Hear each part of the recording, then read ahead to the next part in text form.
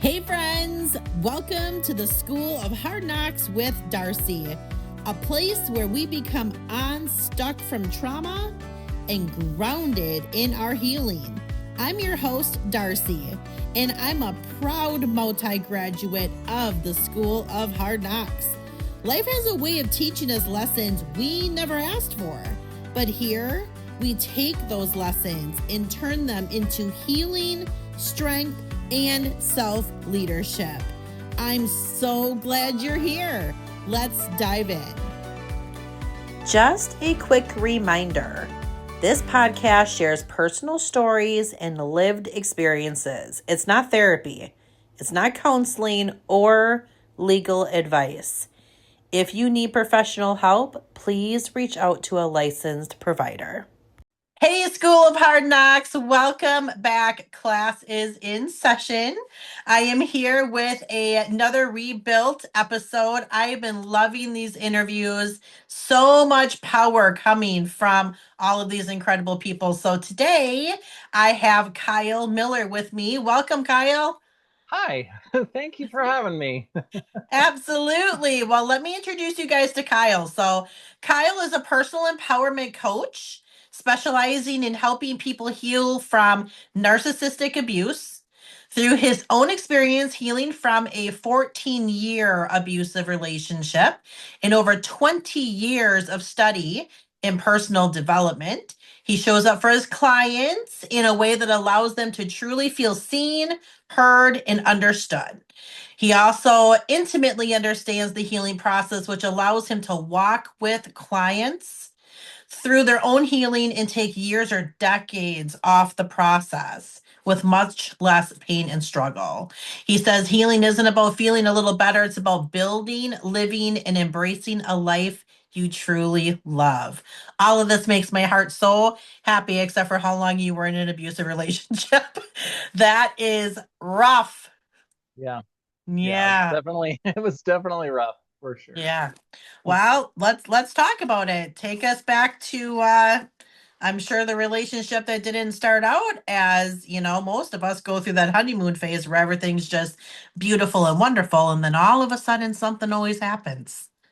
Yeah. I think a lot of what happened is so I was driving truck, and I was a truck driver for 16 years ish, and so the basically the entirety of that relationship, and I think because I worked so much, just trying to make enough money to provide and take care of everything, and because I worked so much, I just wasn't around, and and so I think that's really so much of why it lasted as long as it did, because I was super busy and wasn't around, and there just wasn't much space for the relationship, or to see all of the red flags, or any of Yeah. that. Working a ton and then working on vehicles or working on the house, or just any of the other things happening, and Right. so it wasn't until the last I don't know, probably the last year, but the last 6 or 8 months is when I had ever studied or looked at or discovered anything about narcissism. And it was then, because really the catalyst was, I thought for years, literally, that I didn't have any empathy or compassion for anyone else. Mm. And I'll own my part in that, because I owned that for myself and I took that on. But there was certainly a little bit of help behind the scenes for me to adopt that about myself. And I had said something to one of my best friends, who I've known for, oh my gosh, coming up on 30 years, and I said, I don't really know what to do. I feel like I'm ruining my family's life, and I think it's because I don't have any empathy or compassion. And he said, well, I call fucking bullshit on that. Yeah. And I mean, that hit me like a ton of bricks, Mm-hmm. because I was just going, wait a minute, what do you mean? I'm pouring my soul out to you. What is happening? Yeah, what is going on here? What do you mean that Mm-hmm. you know? And he said, you're one of the most empathetic, compassionate people that I know. And and that, like, that just really was the beginning of shattering all of this illusion. And then I questioned, of course, well, if I'm not the only problem in this relationship, then what actually is going on? Mm-hmm. And so so at that point I didn't know what to do, but I also kind of knew what to do. I listened to personal development all day long, every day. I mean, it was probably 14 to 20 hours a day that I would listen to audiobooks and podcasts. And so I just started diving into the research and learning about narcissism and, abuse and toxic relationships and all of that.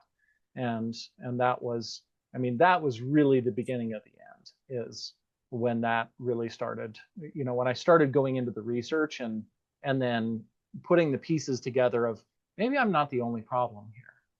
and Right. and then within, it was probably within 6 months or so that I was divorced. And yeah, and a wreck, a complete mess at that point. And yeah, very, very grateful for everything that I've gone through, even though it's been hard since Mm-hmm. then. But then it was like, okay, now I get to get help and work through this and heal and figure out everything. And that was probably one of the hardest parts. And I think that really is much of the reason that I ended up doing what I do now, is because I had to do so much mental gymnastics in order to get help from the professionals that I went to for help. Because you can't, especially with emotional abuse. I think a lot of people think of we think of physical abuse when we're thinking about emotional abuse, except it is so very different. Oh When yeah. somebody hits you, then you know that there, that was actually physical abuse. Now it is a little more subtle in a lot of these relationships. Somebody throwing a cheap light plastic water bottle at you is also abuse, Mm-hmm. contrary to what anyone might want to say about it. But that is. And and so but with mental and emotional abuse, there's not usually just one thing that happens, which is where we often get stuck in this, because most of the individual things that happen are easily excusable or explained away or justifiable or any of those things. And so but what it is a string of 5, 10, 20, 30 things. When you put all of those together, that's what the manipulation, the abuse, the gaslighting, all of those things look like in practice. And so what I ended up having to do with the coaches and with the therapists is I had to work through in my mind, how do I present this to them so that they can understand what I'm trying to get help with, and the struggle that I'm having with the emotions or whatever I'm struggling with, so that they can help me through it. So I had to do a lot of work myself, because I couldn't just show up and just unload on whatever it was that had happened, because it's like, well, this happened, I did this, they said this, and they go, oh, well, what was your part in that? Mm-hmm. Which Mm-hmm. which I'm like, hold on, wait a minute. We haven't even gotten through the whole thing that happened, which is what actually ended up happening at the end. But I have to tell you the whole story. You have to listen all the way through to the whole story of the whole thing that happened, so that you can see, oh, that's not okay. And Yeah. that's, I think for most people, they're just not, whether they're professionals or other people, they're just not trained and prepared and or have the capacity to be able to listen through the whole thing to put the pieces together. Well, And I mean, if you think about it, imagine how everybody's attention span for the most part has become so short because of social media. Like, if you're doing any type of marketing for your empowerment coach business, you got to hook them within 3 to 5 seconds, or they're just going to keep. I mean, that doom scrolling stuff is so crazy to me. So I can, that's what it yeah, is. It's like, well, just tell me what it is so I can diagnose you and get you out so I can get on to the next person. And it's like, well, geez, that's real awesome. So let yeah, me take you back to when you said, you're listening to all of this self-help and you're working on yourself. At that time, yeah. what was your gauge of self-love for yourself? I mean, you're obviously searching for ways to help the situation, but if you had a gauge and a scale, how much did you love yourself at that time? I don't think I had a gauge on self-love. Mm-hmm. I had a very high scale of self-hatred, and Mm-hmm. and that's, I think, um, I when I first thought that I really finally actually loved myself, what I realized over the next couple of years is at that point I finally didn't hate me, and I mean, it felt like such a relief that I was like, oh, this is what me loving me feels like. And what it really was, I think, is me finally not really truly hating me. Mm-hmm. And that was like 4 years ago when Mm-hmm. um, when I went through that. And um, and so I think, during that relationship, there was just continually more levels of self-hatred, and a lot of what brought me into personal development. Although I really, it's like, oh, I want to get rich, I want to do all the, which is, Yeah. and I'm grateful for that drive and that thought that brought me into it, because it truly changed my life in so many ways. Um, but for so much of the study that I was doing and the work that I was doing on myself, it was it was because I wasn't enough, and I couldn't figure out how to be enough, and I needed to obviously do much more in order for me to be enough. And so hopefully, if I can just go through the next, I think I'm probably 30,000 hours of audiobooks and podcasts now that I've listened to, and plus YouTube, plus the courses and the groups and the programs and the just everything.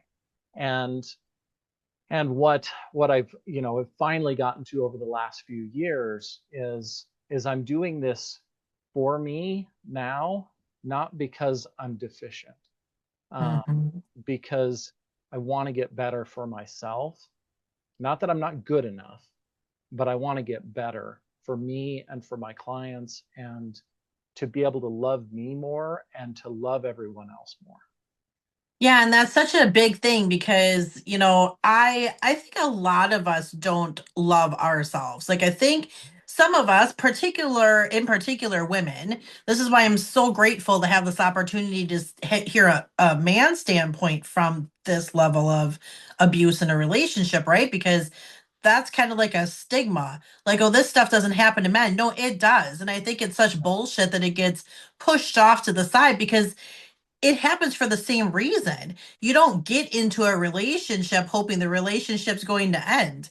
You get into a Yeah. relationship in the hope that it's going to last. So, regardless if you're male or female, the reason for relationships typically are the same. When I'm coaching people, I said this to one of my NLP clients the other day. I said, the thing about people with the mindset shift, I bet you I could walk into any person's house, literally any person's house, and probably find at least three mindset shift books because everybody wants to shift something. The issue is we're not going to shift anything if we don't love ourselves. That loving ourselves, that is, you can read and listen and do all of the things. You're not going to apply it because you don't care about yourself enough to apply it. That's why I was curious about where you were. If it became easier for you to apply those things as you started to love Kyle and treat Kyle the way he deserves to be treated versus I'm going to cram this down because I want to be the best husband that I can possibly be, while your inside's like, yeah, F you, dude. I really don't care what it is that you're trying to accomplish. Right. So Yeah. I think it's fascinating how Yeah. people try to shift this way when the puzzle pieces aren't kind of aligned. Yeah, and I think one of the things, you talking about the self-help books and loving ourself and all of that, probably one of the biggest criticisms that I have of the whole self-help industry is that there's not really very much real explicit how-to in most of the things. I mean, there's a lot of what we have to do is we have to put this into 10 steps or 5 steps or 3 steps or whatever it is so that we can put this into content and a book and whatever else that people put out. But there's very little of the real tangible how to actually do this. That's what I And was just thinking before you even said that word, is there's not really tangible tools for people to yeah, utilize, right? So that's one yeah. thing I talk a lot about is I actually have a trauma toolbox. Hmm. Like, yeah, mine's pink and it's probably sparkly and stuff like that because that's just how I operate. But there's good tools in there that I'm going to open that up when I'm being faced with something that makes me feel uncomfortable, something that's traumatic, something that's bringing sad, pain, grief. I don't just have to sit back anymore and be like, okay, what do I do? I'm going to open that toolbox and I'm going to start pulling things out. So that's how I like to, coach people because it's something you can walk away with, even if it's one.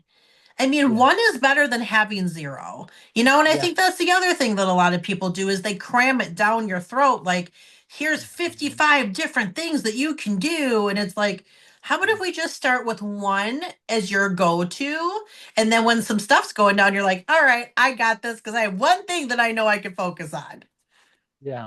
Yeah. And I think for me, probably, and I'll just share one of the best metaphors I think that I have for the loving ourselves and forgiving ourselves, all of those things. I mean, feeling emotions really is I love the analogy of a hug, Mm, because when you really get a good hug from somebody you love and you care about and they care about you, you get to allow them to hug you.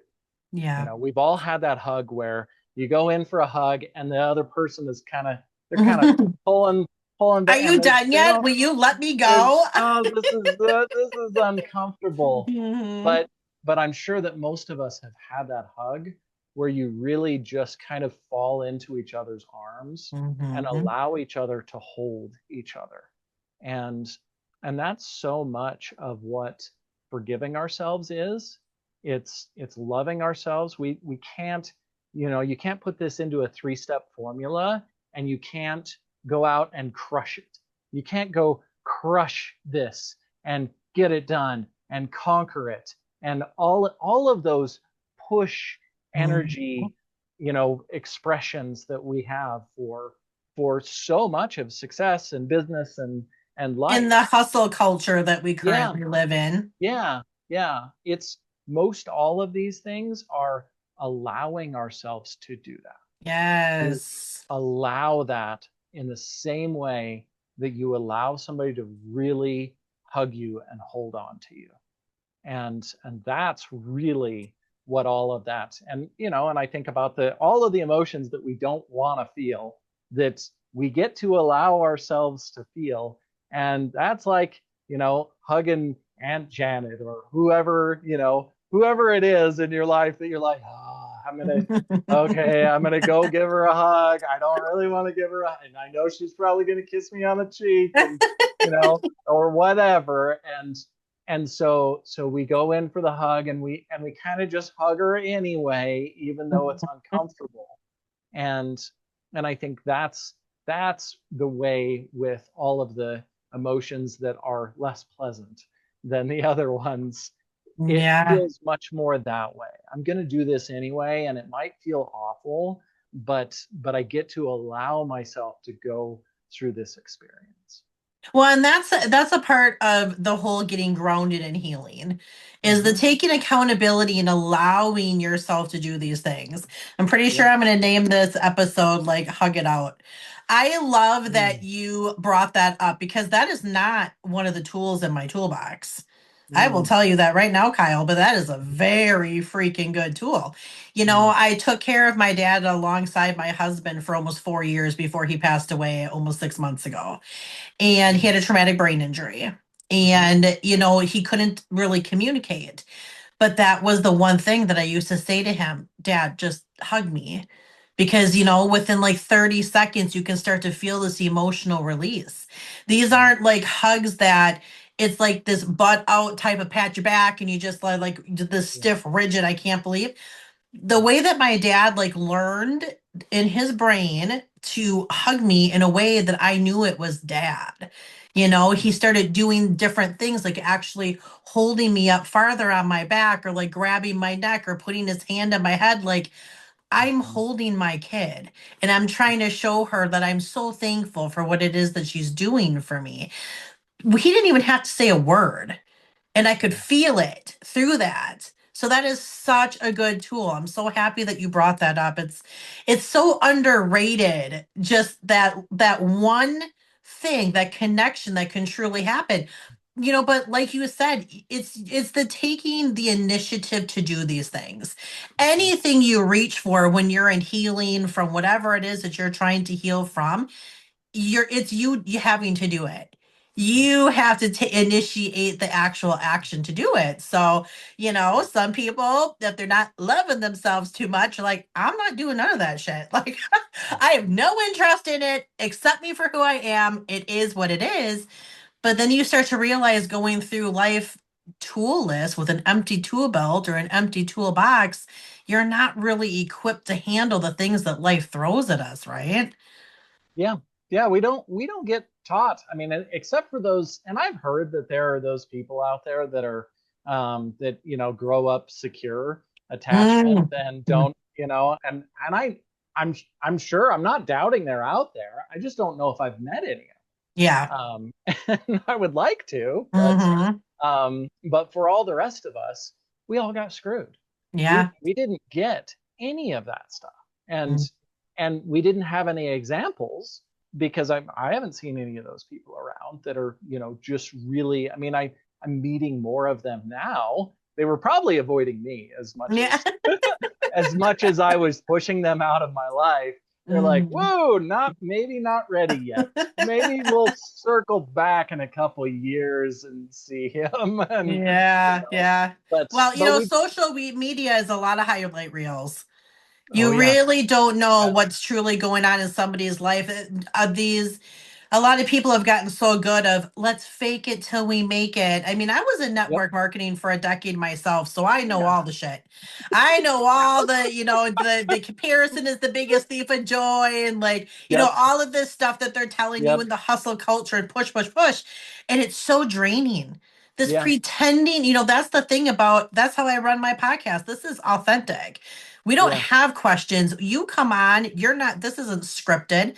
This is, mhm, we are going to talk about whatever we feel like we're going to talk about because we're human beings. yeah, Like this scripted culture in life of perfection that does not exist here on earth is terrifying for somebody like me. I'm a grandma. I have a 5-year-old mhm, granddaughter and a 1-year-old granddaughter.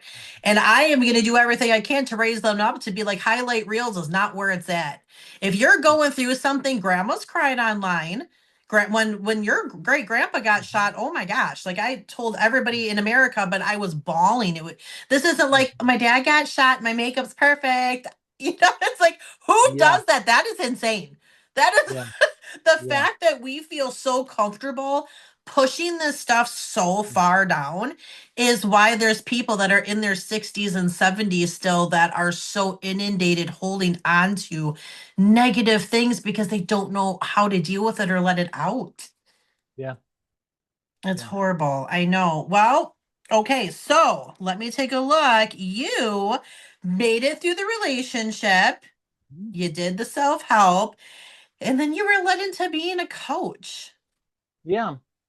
Yeah. So I wanted something different. I did not, I still love driving. And driving a truck was a really good career for me to have in so many ways, but it also was a very convenient way for me to hide.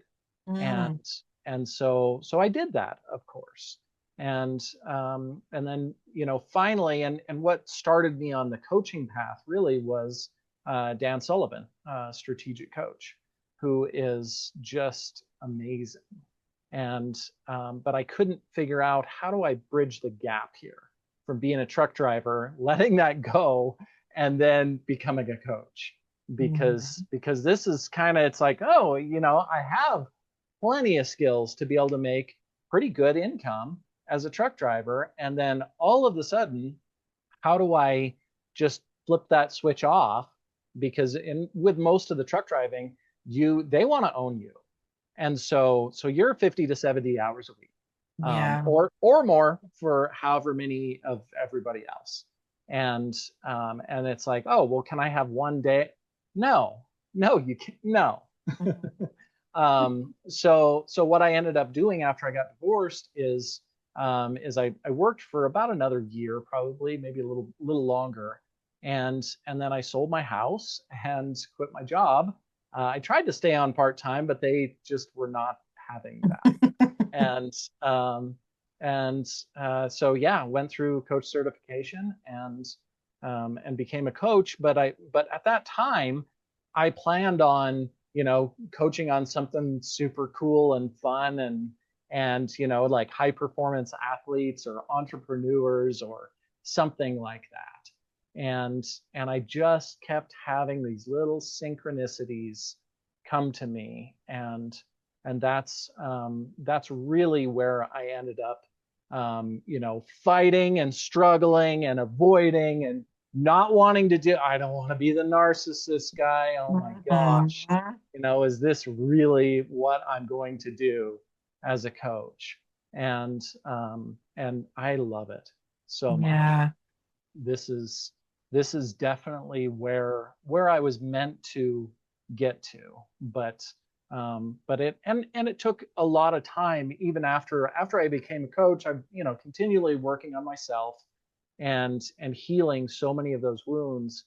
And then I really had to make sure, am I in a place where I'm okay, that I'm not going to get triggered, that I'm going to be able to talk about these things with all of my different clients, talk about it on social media to whatever extent that is, and not be triggered or not have that cause issues. And so that was another level of all of that work.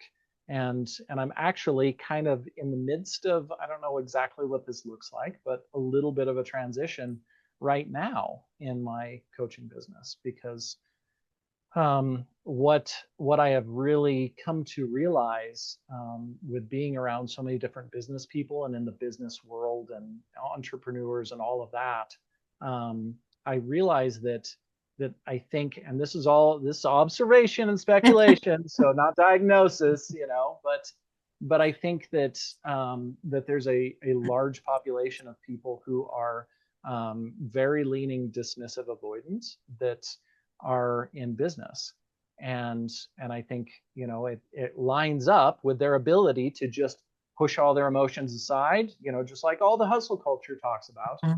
Push your emotions aside, get to work, put it on your calendar, get it done, go accomplish, go conquer. And there's a lot of people out there, I feel like, that are fearful avoidant, and they don't have that ability to be able to. I mean, if we get into a little chaos, we stir up a little chaos, we can kind of push the emotions aside for a brief period of time, and then they all come back up. And so for most of those people, I think that there's a large population that really feel broken, and they feel like there's something wrong with them, and they can't just go to work. We get to work through our emotions in order to go to work. We Yeah, can't go to work to avoid our emotions. that's And right. so I think really, figuring out how I really articulate this much more in like 60 seconds on social Hmm. media, which is a harder thing to do, but most of all of those people, they've gone through abusive relationships or grew up, with all of that, and I think that there's so much of the residue or residual from those traumas that holds them back from building their business and having healthy relationships and connections, and just all of the things that most all of us want.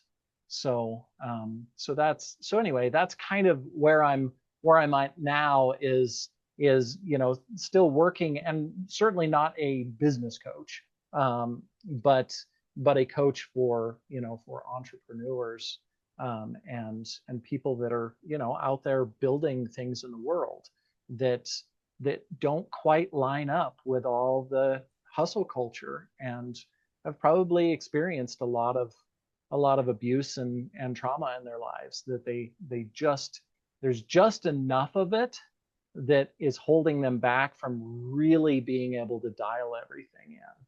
And there's not a good model, I think, for a lot of those people, because most everything you see out there is the hustle culture, which I think is mostly influenced by dismissive avoidance, which are able to just go to work and get it done, and then hopefully not for them, but these are a lot of the people that 20, 30, 40, 50 years later, their life blows up, even though they have a hugely successful business and they've accomplished all the things, but they didn't ever face or work through any of the emotions along the way, because they literally went to work to avoid them.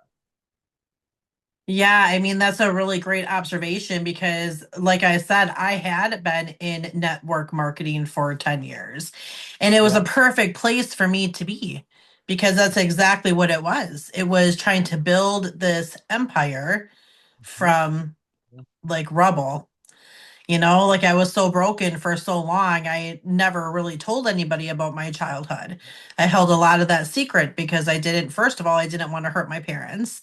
I didn't want Mm-hmm. them to even realize, one of my first memories is from 4 years old and it's not good. But after Mm-hmm. my parents separated, I didn't want my siblings, I'm the oldest of nine. I didn't Mm-hmm. want eight siblings to be like, that's really what happened. Or it wasn't just dad, mom played a part in it too. Like it weighed so heavy on me. And then after my dad was shot, I realized how hard I was advocating for him. And I Mm-hmm. thought, why the heck are you not doing that for yourself? Why are you Mm-hmm. not advocating for you? You can clearly do it. You just Yeah. fired two doctors. You're talking to workman's comp. You got the courthouse all like, whoa, this girl is not the one. Why are you not doing that for Darcie? And that's Yeah. when things kind of clicked for me because for so long it was very much the hustle culture. How many people are you going to reach out today? How many messages are you going to send? How quickly can you sell $500 today? How many people do you have to message to have one person join your team? For me, it was freaking 80. It was 80. Like I remember the number. It's like, oh my gosh.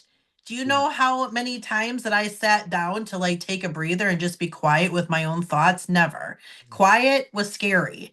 It Yeah. was just, I don't want that. Even like taking a bath. Most women like to take baths. Not me.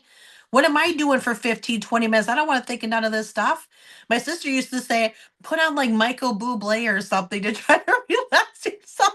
I'm like, I don't think it's working because I'm still thinking about things that I don't want to think about. But that's exactly right because Yeah. especially people that are in this make money quick. Some people don't even make money quick. It's Yeah. more the allure of being able to make Yep. money quick. So taking the time to build this empire, Yeah. like your temple that God gave us, focusing on that, you can still build empires and do incredible things. but from a healthy standpoint, drawing a line in the sand, knowing no is a complete sentence. There's so many things that people that have gone through hard things need to learn. But like you said, it is that fear. It's that Yeah. fear of being open. I'm not who you thought that I've been this whole entire time. I'm really a child of a traumatic childhood that nobody knew about. I mean, that was so hard for me because now it's come out on the podcast that I had a traumatic childhood, but I also Mhm. took care of my dad. So that I Mhm. have all of these questions. How were you able to take care of your dad when he was the start of your school of hard knocks? And at first, they used to piss me off because they'd be like, you need to just stay over at your side of the world because what are you talking about? And then I started to think about it. That's a valid question. And it's Yeah. because I'm not who my dad was. I'm who my dad aspired to be. And Yeah. that's just the reality of it. And I chose to leave all of that in the back because it doesn't serve me anymore. But this Yeah. has taken a lot of self love and a lot of healing and a lot of being open about it. There is nothing that's pretty or linear about healing. It's Mhm. stripping everything away like an onion, just layer upon layer upon layer of things that make you sick, make you cry, make you just like, I always tell people if you're going to have one of these days where you want to start to break things down, do it when you got nothing else on the schedule because it is going to be a painful day. Yeah. Yeah. So I don't remember who I heard this from, but we talk about peeling the layers of the onion, Hmm. and they said, no way, because then you're left with still more onion. Hmm. And they said, instead of peeling layers of the onion, let's peel the layers of the artichoke instead. Mm, Because then when you have peeled away the layers of the artichoke, you're left with the heart. yeah.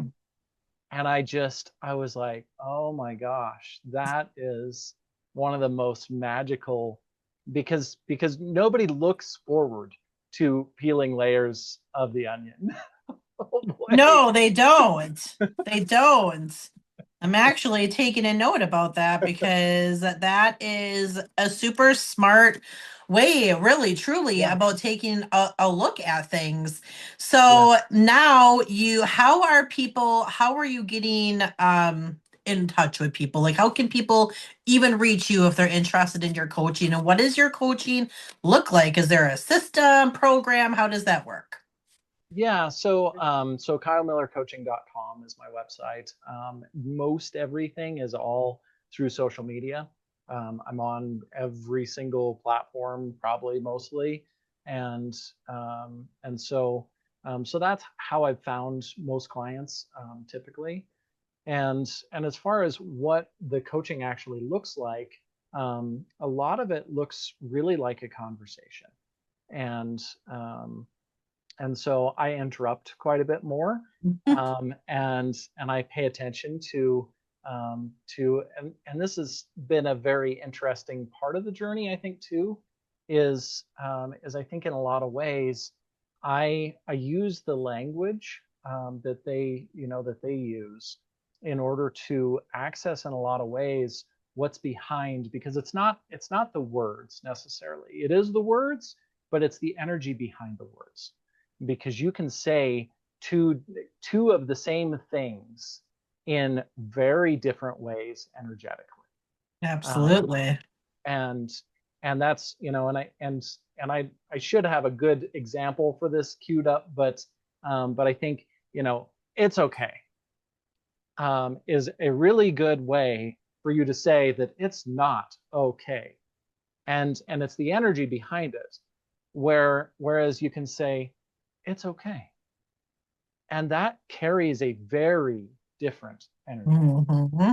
And I think for so many of us, we'll say the right things. This is one of the things I've paid attention to with emotional intelligence. There's a lot of, because there's so much education online and information about it. There's so many people that have so much education about emotional intelligence, and they can speak about it a lot, but they don't actually have any practical knowledge, practical experience doing it, and they have hardly any, if any at all, capacity to exercise emotional intelligence. And and I think it's all of those subtle little things, and the shame for everyone probably. Yeah. I don't ever want to act like I don't know. So yeah, I know. Yeah. Yep. Hmm. I've done that. I've worked on that. I've you know and I think being able to speak with somebody, to have them help you through all of that, where the hardest part of my job probably really in coaching is not any of the things that I do, other than trying to make sure I do that in a way so that I don't bring up or put shame or judgment on them. Yeah. And that's it's not bringing up or bringing into light any of the different things that they're thinking or they're doing, or any of that. It's doing it in a way that does not bring up the shame and judgment in themselves, or feel like they are having shame or judgment put on them, because then it just triggers them. And when we're triggered, it's very hard to work through anything at all. So I think there's a huge element of all of the energy that people show up to my calls with, that is much deeper, and it's much more healing in a lot of ways than just the conversation and the communication and me pointing those things out to them. And I think especially for women, that because I end up working with a lot of women. I'd like to work with more guys, but I also love working with women, and they're much more ready for the most part Yeah. to get help. But I think one of the things that is healing in so many ways is for them to have a conversation with another guy, and to feel what that feeling of safety feels like, Yeah. because that is probably the most essential part of what I do with everything that I do in the world. And so they get to experience what that feels like, to feel safe in a conversation, in discussion, in talking about heavy, hard things. And and then they can start carrying that into their world. And it's very hard for you to learn what that feels like from a book or Right. a podcast or any of the other things. All of the ways that we can consume, it's very hard for you to pick up on, what does this actually feel like in my body? And so there's the top level, which is what everybody sees as far as what I do in my coaching practice. But there are so many layers below Hmm. that happen without, I mean, and for much of my coaching, most of the time that I've been coaching has been out of my awareness. Even though these are things that I do, I just now understand so much more of what's going on behind the scenes, and how that really helps people so much more in the healing, because it really, the conversation is almost the tip of the iceberg, and almost kind of doesn't matter, Yeah. even though it does. And we certainly talk through, and I point out things, and help them to understand and bring up more awareness and all of that. But there are so many layers more that happen, that is much harder to articulate what is actually happening in helping them heal, and really feel good about themselves. Yeah, and there is something to be said for, like I always encourage people read the self-help books, listen to the self-help thing, go to the podcast, do all the Yeah. things, but when you're really getting to the level of it's time to heal, that Mhm. one-on-one, there's nothing that can replace that. When Yeah. you are actually working with a coach, when you're Mhm. actually taking the time to work with somebody, having a conversation back and forth, you're being heard. You know, Yeah. when you're doing just listening to a podcast, which obviously I'm not knocking because I have one, but Yeah. I would always tell you I would rather have you sit down with a session with me, even if Yep. we're, because I do them on Zoom, which is so cool that I can like NLP people on Zoom, right? But Mhm. that Yep. there's something about listening and then being heard that Yep. really helps that healing process because a lot of people feel like they're not heard. Yeah. But who are you telling? Like you got to be Yeah. telling the things you want to be heard about to the right person, right? Yeah, yeah, and I think that's one of the things that it's really hard to find the people that because a lot of times what happens is we talk about something we went through, something happened, or whatever experience it was, and and then it turns into a bitch session, and Mm-hmm. and I don't think that that's necessarily always completely bad, but what you want somebody that can really hear you and and validate what your experience was, but have the capacity to not go dive into this has now become a bitch session. Mm-hmm. And it's another thing that we don't have examples around us. Social media, that's all that is pretty Yeah. much. Yep. And so having those conversations where we can really feel seen and validated for what we've gone through without diving off the deep end, which usually ends up then, I mean, it's trauma dumping and it traumatizes us more. And it can look almost like trauma dumping when you're talking with somebody about it, but there is a very big distinct difference between trauma dumping and allowing somebody to hear your story and validate what it is that you went through. Yeah, absolutely. I was speaking with a woman earlier this week and she had said something about being triggered. And I Mhm. said, "Oh, triggered is one of those words that just takes me out. Like, oh, I hate that freaking word because it's so used inappropriately. Like Mhm. this culture is triggered by everything. Yep. Like the TV turned on and there was a commercial and now they're triggered, or they stubbed their toe and they're triggered. And, it's like Mhm. for me, when my dad was first shot, like the sound of a muffler or a firework that Yeah. now that's triggered, right? Because that's like, oh Yeah. my gosh, I wonder what my dad heard or if he understood what was happening at that moment. Like there's people that are seriously triggered. So she had said to me, "Oh my gosh, do you want to know what I say?" And now it's has stuck with me because Yeah. I had a friend that I left last year that was triggered by everything. And I'm like, I can't hear you cannot say that word to me anymore because it's pissing me off. So we're Mm. gonna change it. We're gonna call it roly poly. So when you want to use that word, you have to say roly poly to me because I can't take it. I just can't take it. So Mm. this woman that I talked to said she says activated. And I said, Yeah. "Ooh, I like activated Yeah. because activated is a whole different mindset shift just in itself, right?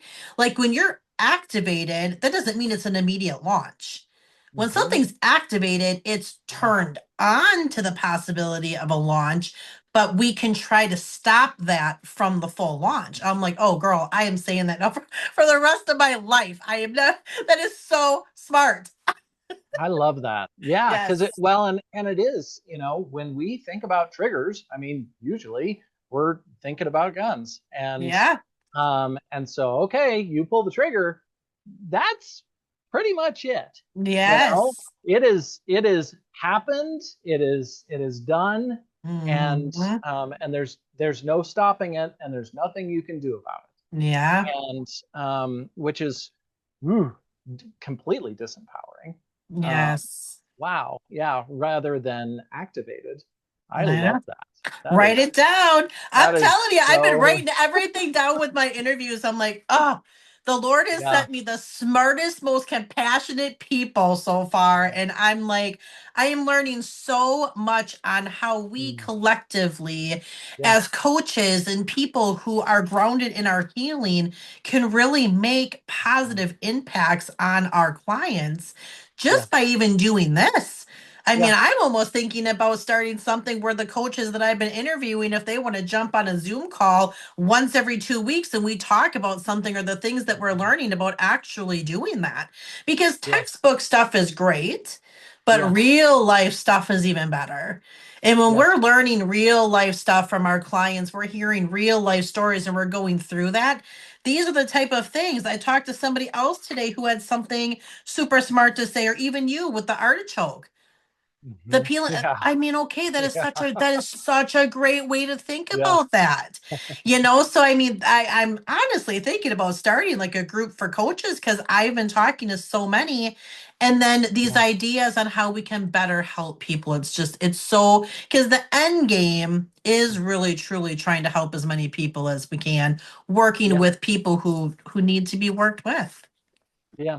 Yeah. And I think that's, I think in so many ways, and there's probably all kinds of conspiracy in all of this, but there is a lack of cohesiveness Mm-hmm. in so many different areas, and I've reached out to quite a few different therapists, because I would like to have other resources to be Yeah. able to refer to, but what most people want is, oh yeah, sure, absolutely, you can refer people to me, Mm, and I'm like, I want to get to know you because I don't really know you, and if I don't really know you, then you're not touching anyone that I know, right.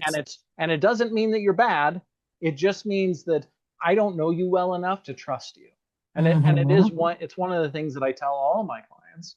I'm like, you have no business trusting me until I have earned that. Yeah. It is not an expectation. It's an expectation in the opposite way, really. Hmm. Is is I get to earn the trust that you feel in me. And and I think that anybody that expects it in any area of our life, that may not be a red flag, but it definitely is at least an orange flag.